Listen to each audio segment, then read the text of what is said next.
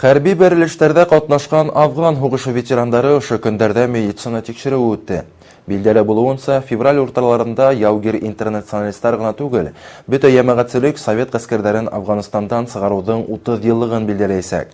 Илебез тарихындагы канлы вакыйгаларның береһе бик күп кешеләр тормышында изһез үтмәне. Баймак районы һәм калаһында 115 яугир интернационалист яшәй.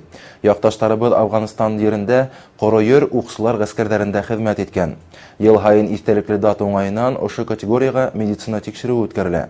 Быел да кала үзәк дәваханаһы хәрби комиссариаты менән берлектә ошондай сара оештырды.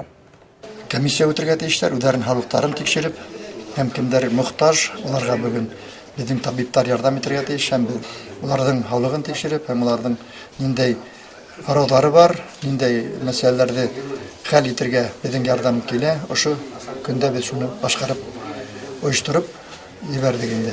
Райондагы яшәгән һәм бездә учетта торган, һәм бездә исәптә булгандардың 132 кеше Афган һугышына катнашкан. Уларның күптәре бездә торгаларда кырда эшләйләр, һәм ошо вакытта безнең 30 еллыктың кайбер мероприятияләрне үткәрүгә, уларның хәзер исәбен алу һәм яңадан ниндәй мәсьәләләр, ниндәй хоралар бар икән, үтә иш алып барабыз.